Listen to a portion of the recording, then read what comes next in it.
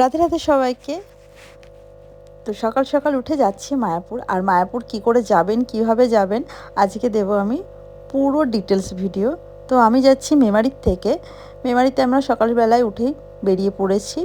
সকাল 7:40-এ একটা বাস আছে যেটা নবদ্বীপ পর্যন্ত যায়। তো আমাদের ভাগ্যটা এতটাই ভালো ছিল যে আমরা বাস স্ট্যান্ডে ঢুকতে না ঢুকতেই দেখলাম বাস বেরোচ্ছে। তো সেখান থেকে বাসে উঠে পড়লাম। আর এই বাসটা ডিরেক্ট নবদ্বীপ যাবে। তো নবদ্বীপে চলে এলাম, প্রায় 2 ঘন্টা মতন লাগলো। এটা Nabadwip bus stand. Nabadwip bus stand থেকে নেমে ওই সামনেটাতেই অনেক টোটো থাকে, যে টোটোগুলো ঘাট পর্যন্ত নিয়ে যায়। টোটো ভাড়া নেয় 20 টাকা করে, আর বাস ভাড়া নেয় 50 টাকা করে। তো আমরা প্রথমেই উঠে এলাম একটা টোটোতে, যে টোটোটা আমাদের পুরো একদম ঘাটের সামনে নামিয়ে দেবে।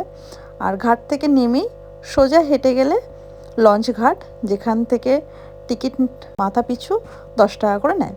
তো আমরা দুটো টিকিট কেটে নিয়েছি, যেহেতু আমি আর দিদি যাচ্ছি। আর এই লঞ্চ থাকে 10 মিনিট অন্তর অন্তর। তো আমরা যখন গেলাম দেখলাম লঞ্চ প্রায় অর্ধেকের বেশি ফুল হয়ে গেছে, এবং লঞ্চও পেয়ে গেছি করিব 9:30-র মধ্যে। আমরা লঞ্চ পেয়ে গেছি মতন, যেটা করে বাইক গাড়ি সব কিছুই পারাপার হচ্ছে। তো আর এইটা ছিল আমাদের লঞ্চ। এখানের গঙ্গা আর ভাগীরথীর মিলনস্থল থেকে নবদ্বীপে ঢুকতে হয়। তো আমরা নবদ্বীপ ঢুকে গেছি, নবদ্বীপ থেকে মায়াপুর চলেও এসেছি। আর এই ফেরিঘাট থেকে বেরোনোর সময় টিকিটটাকে দেখাতে হয়। তো ফাইনালি মায়াপুর চলে এসেছি। এটা আমার কাছে ফার্স্ট টাইম, তো আমি তো খুব এক্সাইটেড। আর এখান থেকে বেরোনোর পরেই কিন্তু অনেকে তিলক কাটার জন্য কাছে চলে আসবে, দিদিরা থাকবে। তো সেই সব দিকে কান না দিয়ে সোজা বেরিয়ে পড়বেন। তারপরে ধরে নিতে পারেন টোটো, যে টোটোতে ভাড়া নেবে 5 টাকা করে মন্দিরে যেতে। আমরা রাতে থাকবো বলে একদম রোডের কাছে, ঘাটের কাছাকাছি একটা রুম নিয়েছিলাম। এখন যেহেতু অফ সিজন, তো আমাদের রুম ভাড়া নিয়েছিল 500 টাকা মতন। একটু বার্গারিং করলে ওরা অনেকটাই বলে, তো বার্গারিং করার পরে 500-600 টাকার মধ্যে রুম পাওয়া যায়। এটা ছিল গঙ্গা যমুনার। আর তারপরে এখান থেকে চলে এলাম অন্নপূর্ণা হোটেলে। এই হোটেলের খাবার দাবার খুব ভালো। আমার দিদি এর আগে এসে খেয়েছেও, বললো খুব সুন্দর হয়।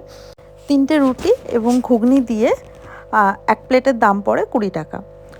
আর তারপর এখানে খাওয়া দাওয়া সত্যি ভালো, পরিষ্কার পরিচ্ছন্ন। আমরা এখান থেকে খেয়ে টোটোতে উঠলাম, এবং টোটো ভাড়া প্রথমে 10 টাকা 20 টাকা যার কাছ থেকে যেমন নিয়ে পারে, কিন্তু দেবেন না অত, 5 টাকা করে নেয়। তারপরে টোটোতে উঠে গেলে মেন মন্দির। আর আপনারা যদি টোটোতে না যেতে চান তো হেঁটে গেলেও 5 থেকে 7 মিনিট মতন লাগে। আর রাস্তায় যেতে যেতে এই একটা মন্দির, যেটা শ্রীকৃষ্ণ চৈতন্য মঠ বলে পরিচিত, তো এটা পার করে একটুখানি আর এই হচ্ছে স্কন মন্দির, যেটা আমি রোড থেকে দেখতে পাচ্ছি। আর দেখেই মনটা তো খুব ভালো হয়ে গেল। যদিও এই স্কন মন্দিরটা এখনও ভেতর থেকে পুরোটা চালু হয়নি, একটুখানি জাস্ট খুলেছে, এখনও অনেক কাজ বাকি। তো প্রবেশ পথ দিয়ে ঢোকার পরে প্রথমেই পড়ে হরিনাম সংকীর্তন, যেখানে সারাদিন সবসময় হরিনাম চলতে থাকে। আর তার অপোজিট সাইডেই পড়ে ভোগের কাউন্টার। যদি আপনারা ওখানে গিয়ে ভোগ খেতে চান তো তার জন্য কুপন নিতে হবে, যেটা বেলা 12টার থেকে খাওয়া দাওয়া স্টার্ট হয়। আর এটা হচ্ছে মন্দিরের টাইম টেবিল, কখন কী কী আরতি হয়। আর এটা হচ্ছে পুরনো মন্দির। আপনারা যদি সাইট সিন করতে চান, এখানে 5 থেকে 6টা দর্শনীয় স্থান আছে। সেটার জন্য মাথা পিছু 50 টাকা করে নেয় টোটোতে। আপনাদের সারা দিনের মধ্যে ওটা ঘুরিয়ে দেখিয়ে দেবে, যেটা করতে বেশিক্ষণ টাইম লাগে না। তো আমরা যদিও যাইনি সেখানে। আর এই একটা গাছ দেখলাম মন্দিরে, যেটা মাকাল ফল বলছে অনেকে, কি গাছ নাম জানি না, আপনারা কে কে চেনেন প্লিজ জানাবেন। আর মেন মন্দিরে ঢোকার জন্য ফোন এবং জুতো অ্যালাউ নয়, তাই জন্য আমরা প্রথমেই মেন মন্দিরে ঢুকিনি। আমরা চলে গেছিলাম গোশালা। আর গোশালা যেতে মাত্র টাইম লাগে 5 থেকে 7 মিনিট। তো প্রথমেই গোশালায় ঢুকে সেই রকমভাবে গরু দেখতে পাইনি, মনটা একটু খারাপ হচ্ছিল। তারপরে দেখতে পেলাম না, ওদেরকে সব বাইরে বার করে দিয়েছে রোদের জন্য। আর এখানে কিন্তু গরুদেরকে বেঁধে রাখে না। আর এনাকে দেখলাম কি কিউট, মানে হাতের কাছে এসে আদর কাচ্ছে, কোনো রকম ভয় নেই কিছু না। আর এই শিংগুলো তো অনেক বড় বড়। তো গোশালার থেকে বেরিয়ে চলে এলাম মন্দিরের ভেতরেই এক জায়গায় মহোৎসব বলে লেখা আছে, যেখানে সব রকমের ঠাকুরের জিনিসপত্র পাওয়া যায়, একটু কস্ট বেশি। আমরা বাইরের থেকেই জিনিসপত্র কেনাকাটা করেছিলাম। তারপরে যাচ্ছি মেন মন্দিরে। আর এটা হচ্ছে ডালিয়ার বাগান, যেটা হোলির জন্য এখন থেকে মন্দির প্রিপারেশন শুরু হয়ে গেছে। আর তারপরে বেরোতে না বেরোতেই হালকা হালকা খিদেও লাগছে। এখানে দেখছি ঠাকুরের ভোগ দান হচ্ছে।